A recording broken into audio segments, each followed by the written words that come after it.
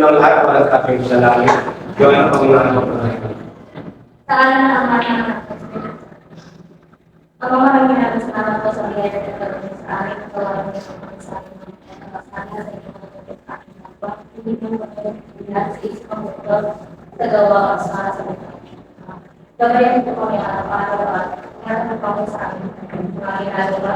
Pwede po kami magpapagpilan at para-araw po kami nawagpas sa pagawin ang wala ko sa pagkarayan sa Morning class. Class si Teacher Evan. Pero bago kayo po ay makapagmula tayo ng energizer. Ang ating energizer ay paunahan ng teacher tapos susunod kayo. Ang energizer natin ay buhay routine. Alam mo ba yun mga bata? Susunod ni teacher muna tapos ni teacher ay susunod kayo. 1, 2, 3, 1, 2, 3. 1, 2, 3, 1, 2, 3. 1, 2, 3, 1, 2, 3. Come and follow me. Follow, follow, follow me. Follow, follow, follow me. Follow, follow, follow me. And I will follow you. Okay na? Next na? Sabay-sabay na tayo. 1, 2, 3, go. 1, 2, 3.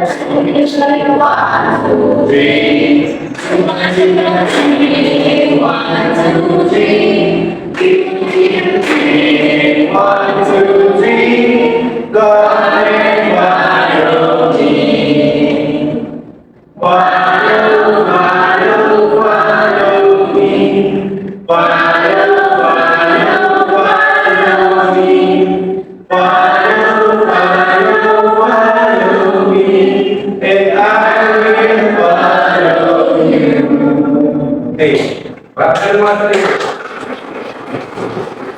Ito yung maglubo ay hanggang kumagalat sa inyong mga tungkuan at meron yung tapos ito sa tamang bulan.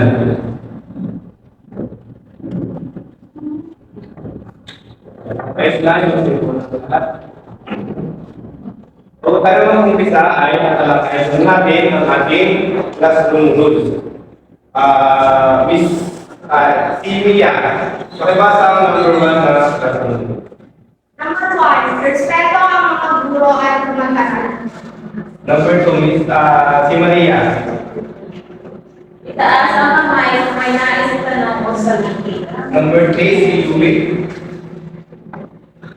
Pakinggan mabuti at iwasan ang pagkwentuhan sa perwas. Ang number 1, sabi dito, irespeto ang mga guro at umangaral. Pag sinabi irespeto, igalang, sundin at makinig sa mga nagtuturo o sa sinasabi ng kaklase. Pag tungkol sa pinag-aaral natin ang pinag-usapan. Maliwanag? Number 2, itaas ang kamay kung may nais itanong o sabihin. Huwag basta-basta sisingit kapag nag-explain si teacher sa unahan. Kung may gustong hingin o may gustong sabihin, itaas ang number 6, makinig ng mabuti at iwasan ang ipagkwentuhan sa klase. Ang number 3 ay parang magsunod siya ng number 1. Ibig sabihin ay ang respeto sa nagsasalita sa unahan. Maliwanag na sa inyo ang classroom rules natin.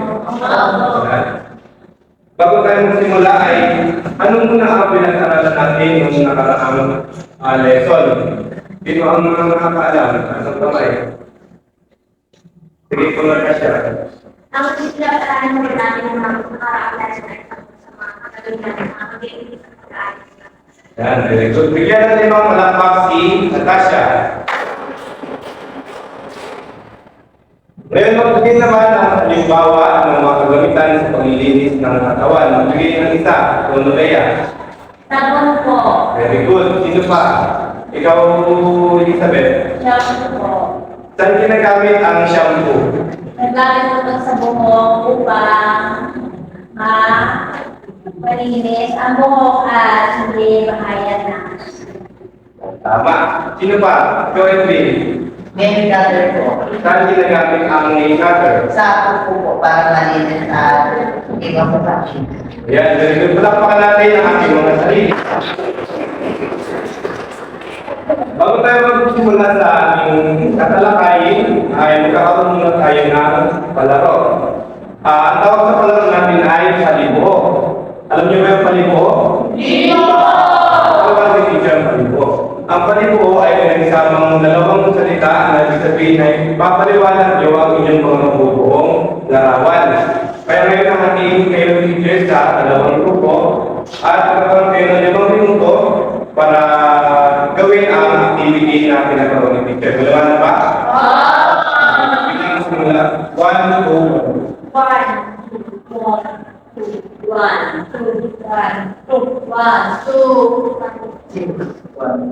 yan. Dito ang unang bangka at dito naman ang pangalawa.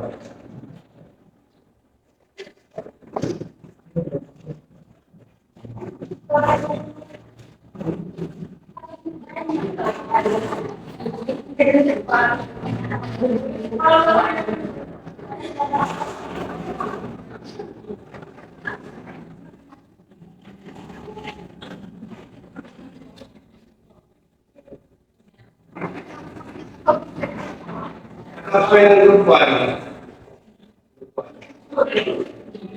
Ano man ang isa? Ngayon, nakakamit tayo na 5 minutes para tapusin ang inyong activity. Pwede na ba na? Pwede na? Pero mas nasabi ko sabi. Muna ako muna mag-start. Palakpak pa na pag-ready na. Ang kayo ng 5 minutes out. Your time starts now.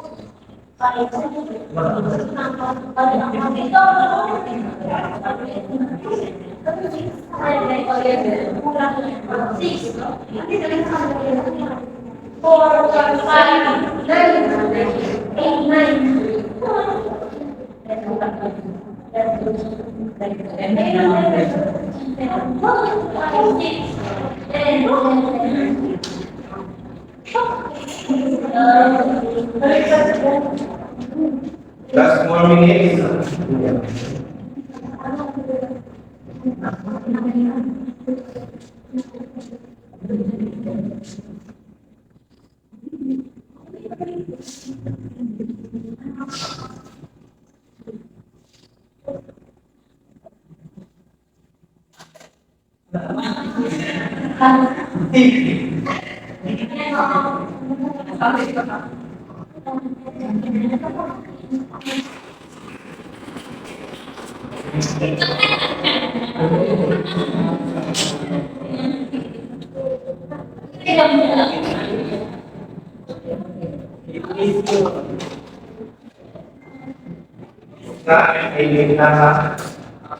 Pero matapos lang.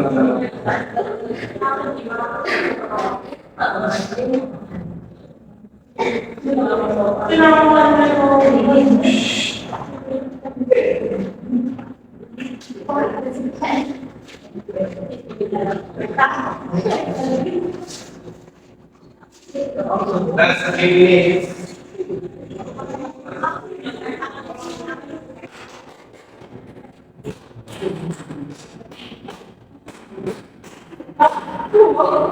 Kita ay nagsasabi ng kanyang grupo. Kung kayo ng representative sa inyo na makabasa ang kapatiwanan sa kanto, unang bangka, ang kapatiwanan, Wala na sa Ano ang pagkakitan ng larawan? Ang kagamitan ng ating nabuo sa puzzle ay isang TV or television. Ang television ay isang modernong bagay sa modernong teknolohiya. Makikita natin, hindi lahat sa bawat tahanan, ngunit halos karamihan ng mga tahanan ngayon ay meron na nito. Sa pamamagitan ng television, maaari tayong makapanood dito, makapaglaro at higit sa lahat, ay makasagot ng mga balita at informasyon na ating kailangan malaman upang maging aware sa mundo, sa nangyayari sa mundo. Yan, bigyan natin si Mia ng bagsak lab. Alam niyo ba yung bagsak lab? Dito. Ang bagsak lab ay ito. Bigyan ng isang bagsak, bigyan ng isang bagsak, bigyan mo ba, bigyan ng isang bagsak. Okay?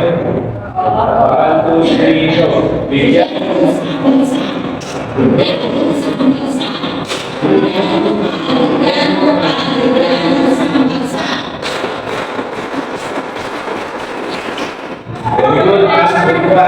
Tulad ng grupo na papaliwanag, Dito po. Kwento.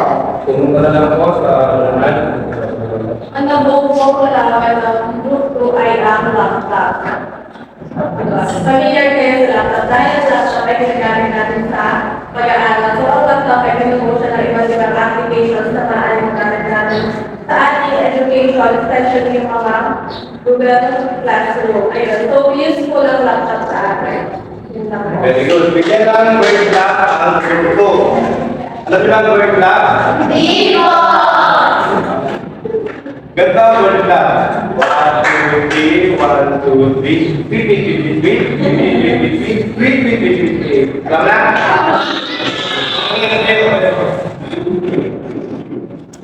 Okay, 1, 2, 3, go.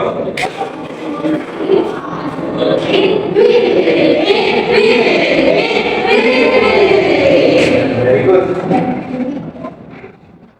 And para sa ating ginawang activity, tungkol sa ano ang ating tatalakayin ngayong umaga? Sino ang may idea sa inyo? Ikaw, Andrea. Ang patingin ko po, ang ating tatalakayin sa araw na ito ay makakatungkol sa mga makabalang teknolohiya. Yan, tama. Sino ba ang gusto sumagot? Ikaw, Junior. Sa tingin ko lang ay ito ay patungkol sa usong paraan ng paggamit ng ACT or mga Yan, very good. Sino ba? Sino pang may alam? Ikaw, Princess. tungkol ko yun sa mga kabilitan. Tama. Lahat ng sagot nyo ay tama. Pero ang ating tatalakayin sa ano nito, kung nakikita nyo naman sa picture, no? Saan nyo ito ang picture na mo? Sige, mamaya. Itong dalawang ating binuo kanina ay para sa pagbuha ng mga informasyon.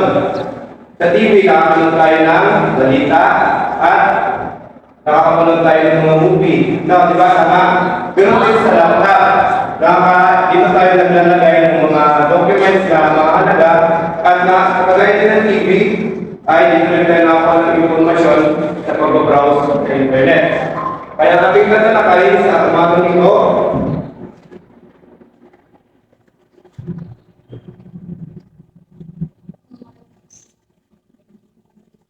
kaya sabay-sabay ko sa akin.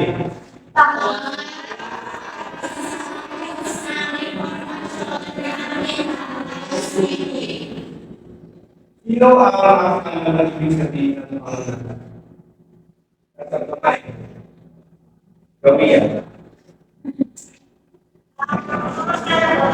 Ay pag-gather or pagkuha ng iba't ibang source ng information tapos Tama. Bigyan ng 5 laps si Mielen. Tama sa sagot ni Mielen. Ang pangangalap ay ibig sabihin ay pag-iipon ng mga informasyon na nakukuha natin sa internet. Bago tayo magsimula sa ating pinakatatalakayin, narito ang layunin para sa ating lesson sa araw na ito.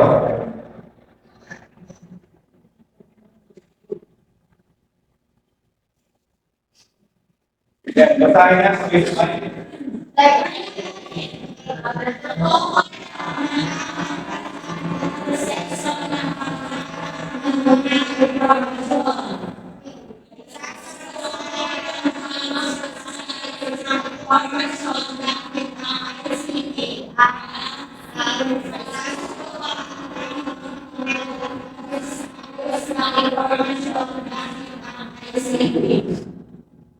Pagkatapos ng analysis ay may mga itatanong ako sa inyo na katutong ng mga layunin natin na makikita natin sa mga layunin na yan talaga lang po kayo. Dito naman tayo sa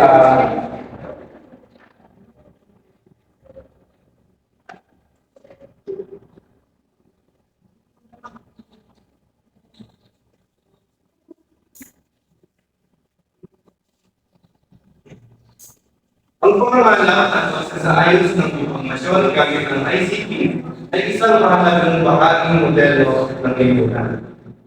Sa paglipas ng panahon ay patuloy rin ang pag-unlad ng ating bansa, ng ating ekonomiya, ng ating globalisasyon. Kaya ang mga technology natin ay nag-upgrade din sila o parang tumataas pa yung kanilang kapabilidad na magagamit natin sa pang-araw-araw natin buhay. Kaya, isa ito, isa sa mahalagang bahagi na pag-aralan natin ang talakayin ito para matuto tayo ng tamang paggamit at tamang mangalat ng impormasyon sa internet. Kasunod,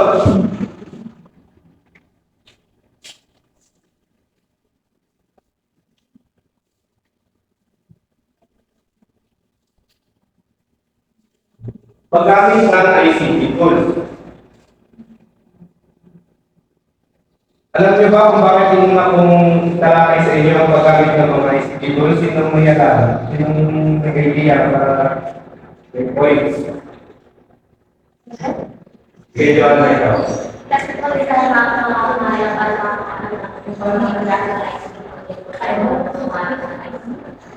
Very good. Sino pa? Sino pa ang gustong sumagot? Kung sa tingin niyo ay bakit na unang pag-aralan ang paggamit ng ICT? So tama sinagot ni Joanna. Kasi kapag hindi tayo marunong gumamit ng mga ICT tools, ay hindi tayo makagamit nito. Hindi tayo makakapag-search sa internet, hindi tayo makakapag-browse ng mga kailangan natin hanapin sa internet, mga gusto natin malaman ng mga impormasyon. Siyempre, magagamit din natin ang mga ICT tools natin sa ating pag-aaral. Ano ba ang mga halimbawa ng ICT tools? Yung ating ito, laptop, cellphone, yung mga gamit din ngayon, computer, ano pa? Tablet, at iba pa. Marami pa tayong ICT tools. Ano? Kaya, ganito ang database kung natin database. Database Management System o DBMS. Ito ay para sa pag-organize at pag-access at mag-manage ng malalaking datasets. Dito sa DBMS o Database Management System ay parang yung pinaka-storage o nilalaman ng ating search. Diyan natin nilalagay ang pinaka-history ng search natin para hindi natin makalimutan. Sunod ang data visualization tool. Tinutulong mo sa ikaw, Elizabeth.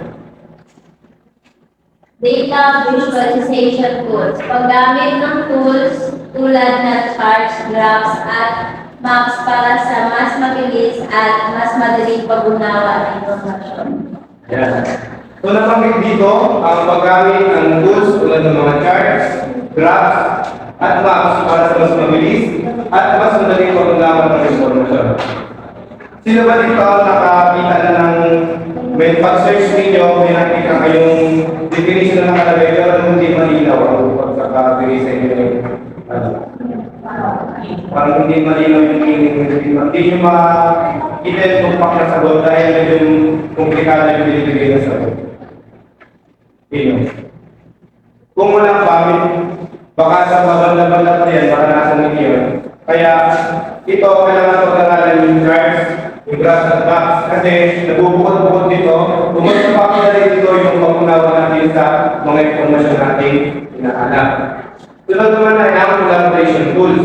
Sinusunod ko sa ng sunod. Sunod na yan. Collaboration tools. I-share ang informasyon sa pamamagitan ng online collaboration tools tulad ng Google Docs, Microsoft Teams, or Slack. Ayan. Ito naman sa pag-share ng information o informasyon. Dito ay yung mga informasyon na nagagamit natin na nahanap natin, kumbaga kung sa isang kumpanya, no, bagaman pa kayo nagsasabi para kayo, pero kailangan nyo ng matutunan, bagay na ito, sapagkat ay dadating din yung panahon na magkaroon tayo ng trabaho at magamit natin ang bastong paggamit ng ICT tools. Sa isang kumpanya, kailangan din yung magkaroon ng isang lalagyan lang ng inyong mga document para hindi kayo magkagulo-gulo ng hindi magkalabo-labo. Di ba sa isang grupo ninyo ay sa isang team, dapat meron yung data storage ng inyong document, mga information ng inyong team para hindi kayo magkagulo-gulo dun sa kabilang team. Maliwanag? Maliwanag? Sunod ay ang communication platform. Gamitin ng email, chat, at iba't ibang communication platforms para sa maayos na pagpapalitan ng informasyon. Dati, sino may alam dito na noon ay bago tayo magkaroon ng modernong teknolohiya ang ginagamit? Ano ang mga ginagamit ng unang panahon? Sa pagpapalitan ng informasyon. Radio, tama, telegrama, ulan. Kaya yung telephone call. Ngayon, ibang-iba na ang sa panahon ngayon. Kasi sa isang pindot mo lang, makakarating na agad ang informasyon na gusto mong iparating sa kausap mo. O kaya, makikita mo na rin sila face-to-face. Anong halimbawa nun? Video call, Google Meet, Skype, Zoom, at mga ibang-iba. So nakikita natin yung malaking pagbabago sa ating globalisasyon dulot ng pagbabagong mga teknolohiya. Dulot ko natin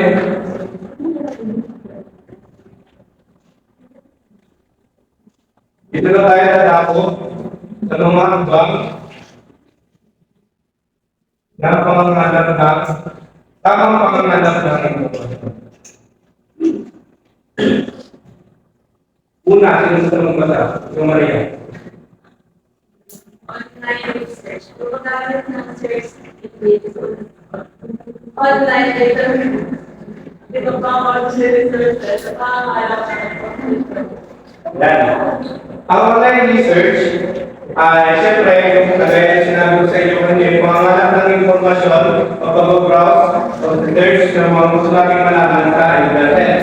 Ano mga ba ang mga ginagamit natin ang search ko pang magulahan ng mga information sa internet? Yan. Ito ang example ng search engine o online database. Yung mga Google, browser, ano pa, Chrome, ano pa, Firefox. Ayan yung Firefox. With ChatGPT at marami pa rin iba. So, napakalaking tulong ito sa atin kung mapapadali na magkaroon tayo ng malaman sa ating mga gustong malaman at lalo na sa ating mga pag-aaral. Tulad ay ang data visualization tool. Survey at feedback forms. Gumamit ng surveys at feedback forms para makakuha ang dalos mula sa iba't ibang tao sa sektor ng lipunan. Yan, sa paggamit ng surveys at feedback forms, mas safe yan na magamit natin sa pangalap ng informasyon. Bakit? Kasi sa pamamagitan ng survey, malalaman natin kung mabuti ba ang kalidad o maganda ba may tutulong sa atin ito. Kasi sa pamamagitan ng mga nagbibigay natin, yung mga sagot ng mga taong tinanungan natin, ay magkakaroon tayo ng ideya kung safe ba ito gamitin, kung tama pa ang mga binibigay nitong informasyon, o kung Hindi ba ito nakaka-apekto sa ating buhay? Scam, mga manloloko na sa internet o sa online. Sunod ay ang data mining. Gamitin ang data mining para sa pagsusuri ng datasets at pag-identify ng mga patterns at trends. Ayan. Dito pa lang sa huling word, yung trends, mga viral, ay malalaman natin yung pinakang dahilan kung bakit ito nag-viral, ano bang nagbigay ng interest dun sa nanonood, bakit ito nag-viral. Para katutungin siya ng surveys at iba forms. Nagbibigay ng kaalaman sa mga researchers kung anong naging mabuting dulot ng mga trends na, diba, mga video, pictures, mga memes na nakapagbigay na nakakapansin sa mga viewers. Sunod ay ang data cleaning. Alisin ang duplikado o maling informasyon, incomplete na datos o database. Sa data cleaning, ibig sabihin mag-release tayo ng mga sobra-sobrang data o laman ng ating yung search engine. Bakit? Kasi hindi tayo mag-lilinis, magkakaroon din ng pagkalamula ko yung ating mga search. Halimbawa, yung search natin ng nakaraan, maaaring lumabas ulit yun, mapapap ulit yun, tapos bigla na lang mawala yung ating search, parang ang dami nyo ginawa, tapos bigla may mag-pop na tapos nawala bigla yung mga ginawa ninyo. Siyempre, mahihirapan din yung mura ng panibago. Kaya kailangan na ng data cleaning para mas safe yung gagawin natin yung mga pag-search. Sunod sa yung data categorization. Sino gusto mong basa? Ikaw, Princess. Data categorization. The organized information sa loob ng pagkulang ng kategorya o klase para sa madali ang pag-access. Yung data categorization, hindi yung pag-bukod-bukod. Kinakategorize nyo, nilalagay nyo sa tamang level yung mga data o information na nakukuha ninyo sa internet. Pagkatapos nyo mag-survey, nilalagay nyo kung ano ba yung nakabubuti at yung magandang tulos o kaya hindi magandang tulos na naging trend na dun sa internet. Third, data integration. Integrate ang ibang data sets para sa mas buo at kompletong kalaman. Pagkatapos nyo mag-categorize, ibig sabihin pang bukod-bukod. Yung integrate naman pagsasama-sama ng mga natutog ninyo, mga data o mga information. Para ayaw na kayo kailangan magandang susunod, yung mga gusto nyo natin ulit gusto kayong balikan na sinerge na mga information na kailangan nyo tingnan ulit. Naiintindihan ba? Sino pa may tanong? Dito tungkol sa ating dito sa mga tungkol. Wala naiintindihan. Sunod ay tuloy tayo sa seguridad ng impormasyon. Sa tingin ninyo bakit natin kailangan pag-aralan ng seguridad ng impormasyon?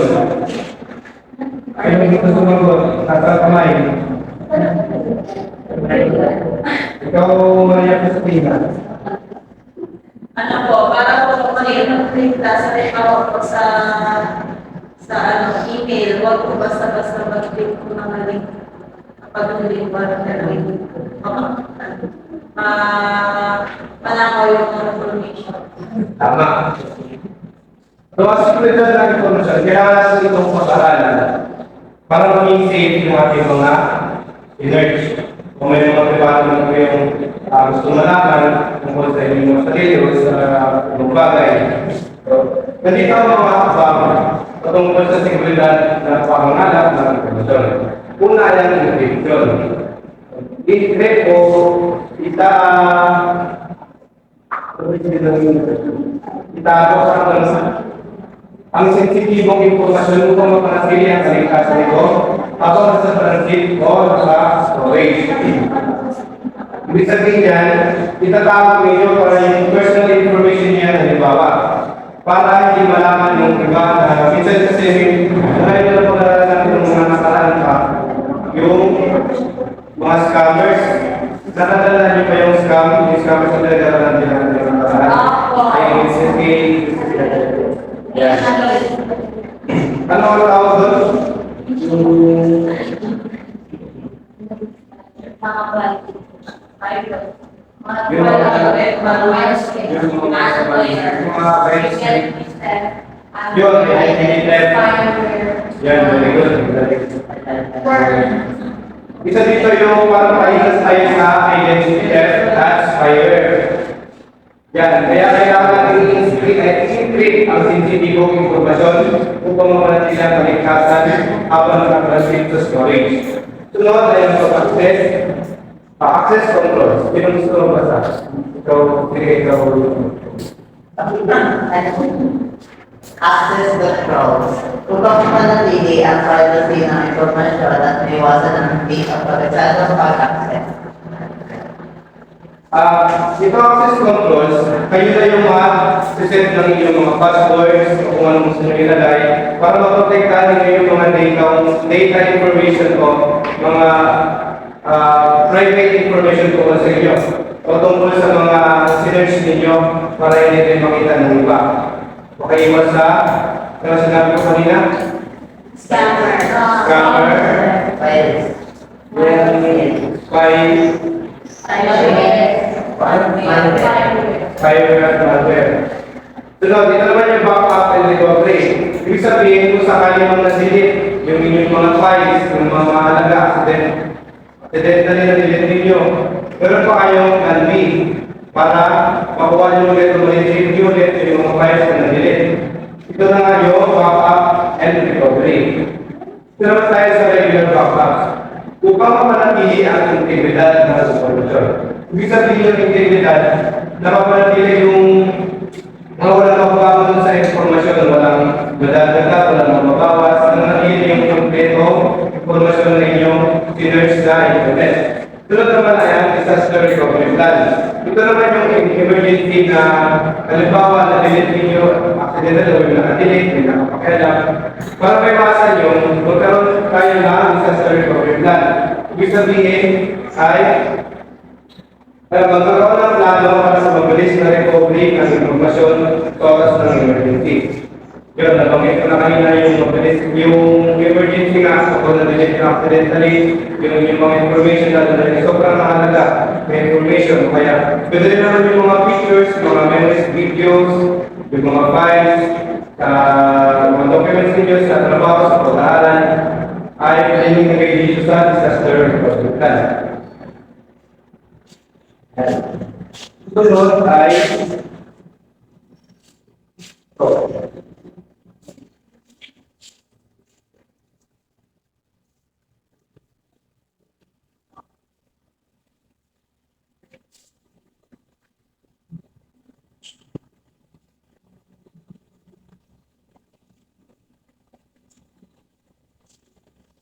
ay masalah sabay-sabay.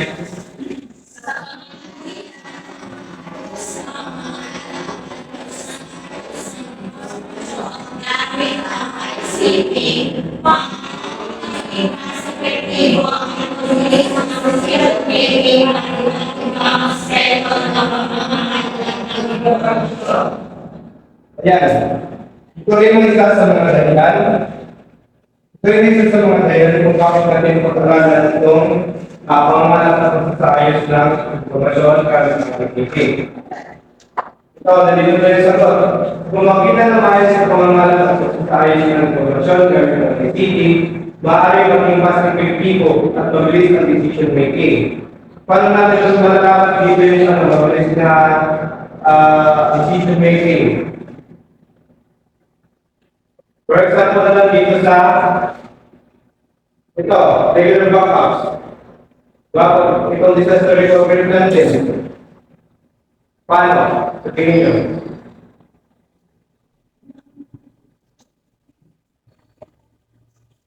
Diba ito? Paano yung sabi nga na epektibo at mabilis ang decision making? Kapag ginagamit ito mga ito.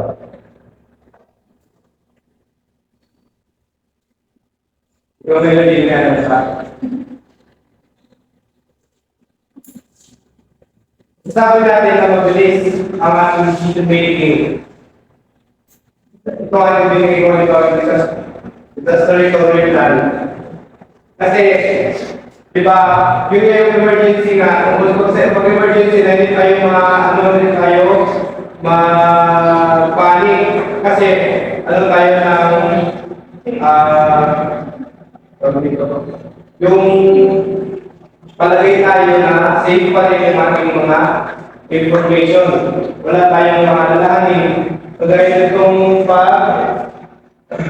dito sa Institutional Access Control. Hindi tayo nag-aalala na baka may makalan ng ating information at hindi tayo isip na baka mawala yung ating mga bagay, mga documents kasi alam natin na ito ay safe at na secure. Yan. Maliwanag ba sa naging talakay natin sa umagang ito, mga bata? Sige nga. Ano nga po yung mga box na wala ng impormasyon?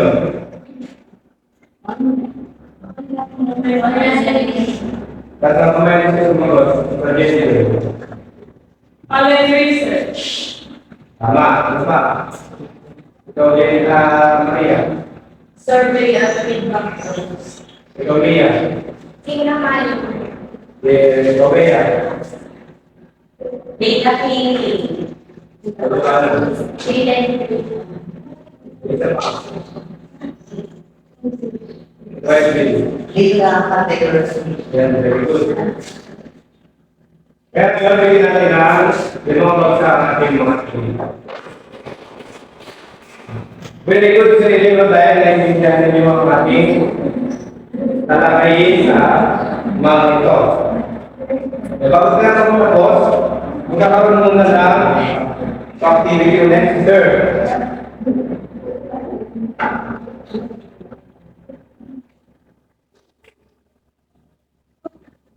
Yan. Yung grupo kanina masama-sama na dito. Very good.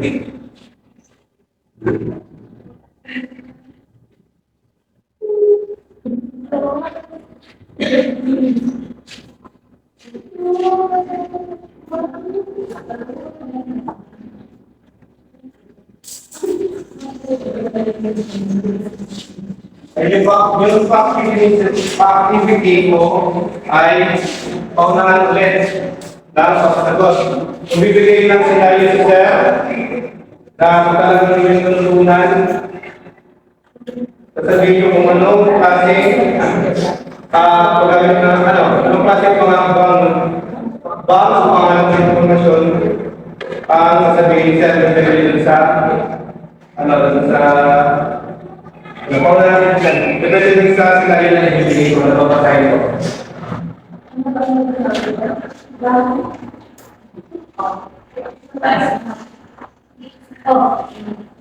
Yan. Pero sa taas, hindi na ako magbibigyan ng tatlo kasi talagang alam yung pili mo na siya talaga yung mga nakikita lang. Nasa ako magbibigyan ng mga ligo para magpapalik ko makikita. Hindi na yung mga nakikita.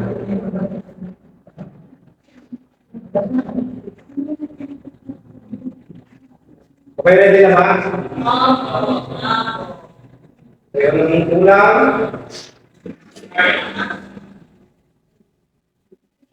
Number 1. Si Alex ay gumamit ng search engine upang matulungan siya sa tamang paghahanap ng impormasyon. Si Alex ay gumamit ng search engine upang matulungan siya sa tamang paghahanap ng impormasyon. Sino naman?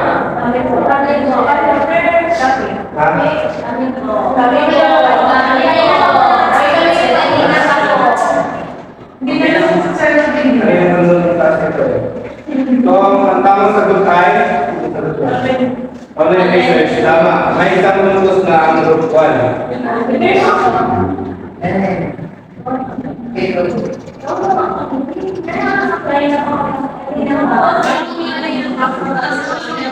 Sige, sunod. Tingnan ko na lang. Ang guro ay gumamit ng email para sa kanilang pag-uusap.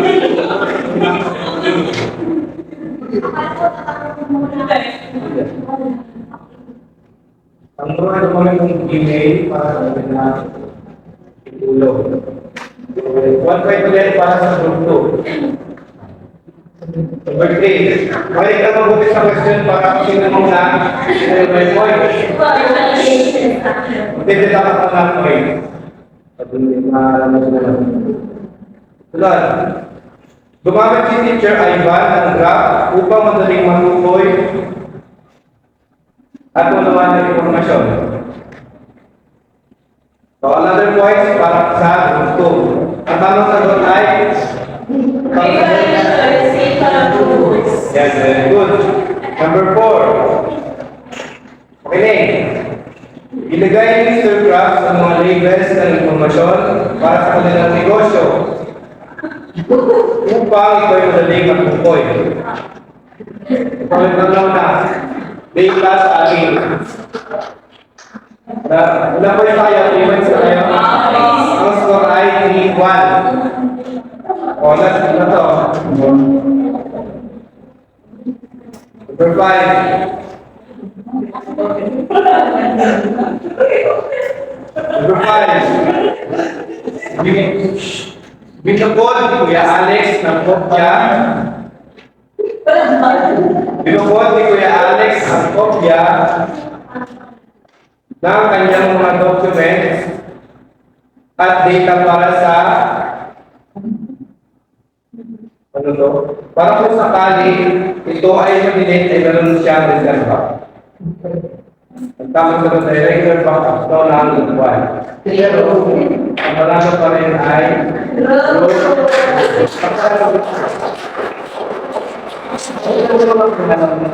tapos kung ano yung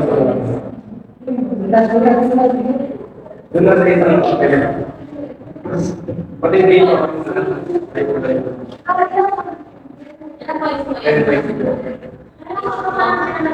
depends more sa pati kasi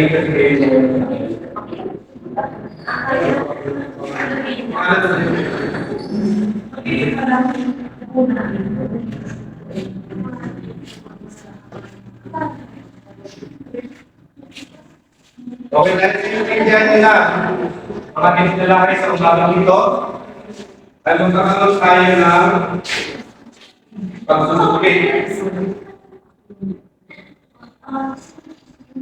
Nalagay ko muna lahat.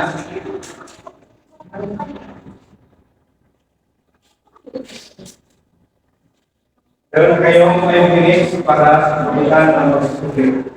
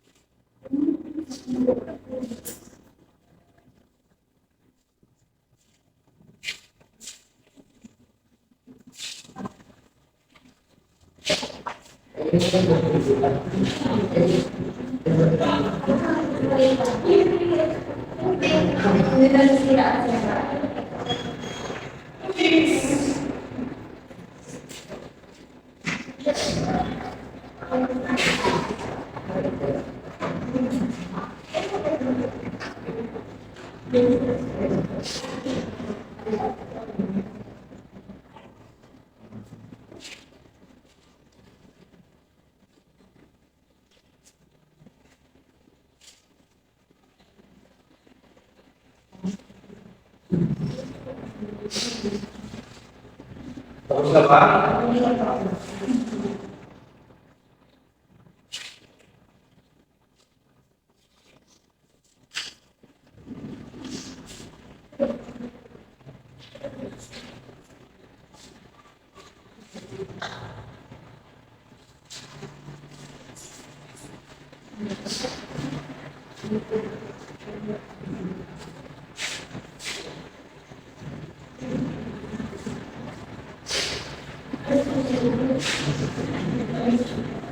Last 3 minutes.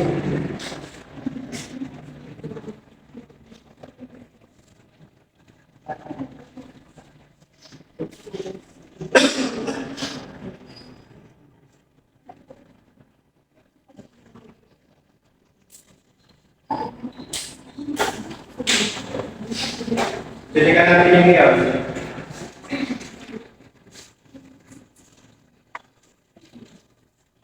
Tapos na ba lahat? That's good.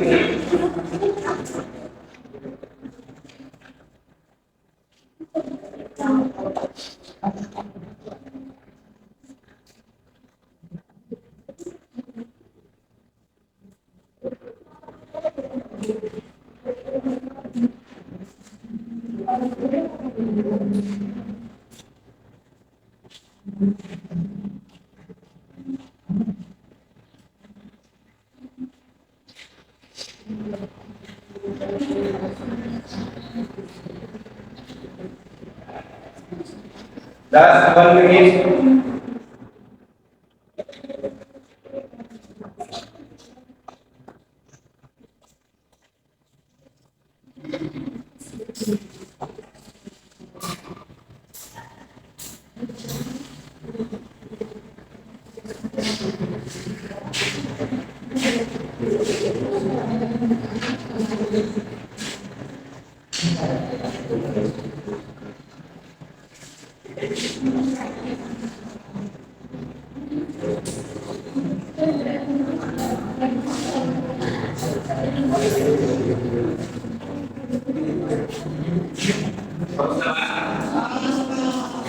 Usahain yung exchange rate na nasa atin.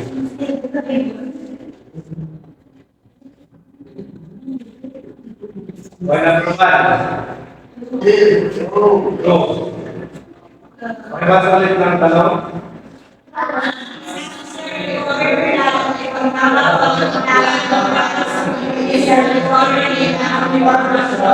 Ang sagot ay? Number 2, pakibasa mo na. Di ang interpretation laws ay iset ang mga access controls upang mapanatili ang privacy ng impormasyon at iwasan ang hindi autorisado ang access. Bakit? Tingin niyo po. Ang data tools ay para saan? Sa browser.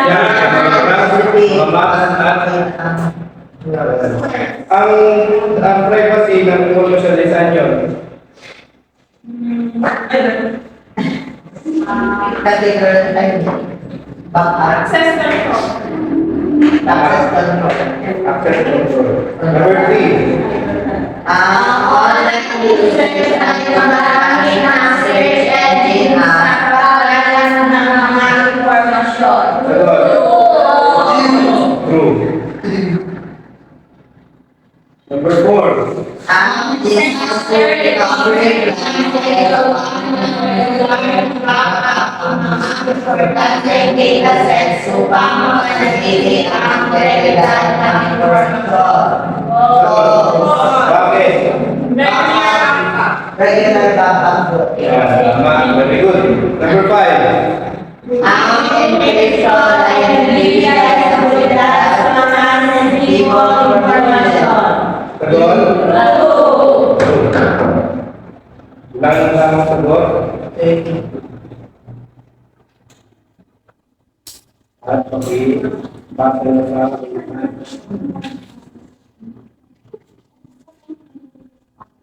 yan ang number 5. 8.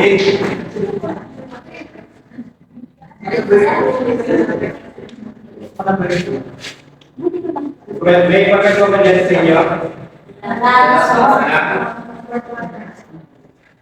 Yan. Para sa inyo ng magdalali, ay magkakaroon kayo ng isang refleksyon patungkol sa pagtutunan ng ating pinalakay ngayong araw. Ang pagbasa nito ay bukas. Maliwanag? Ang gagawin nyo ay total na 20 points sa isang refleksyon na gagawin nyo. Yan, dyan, paano lang mga bata? Sila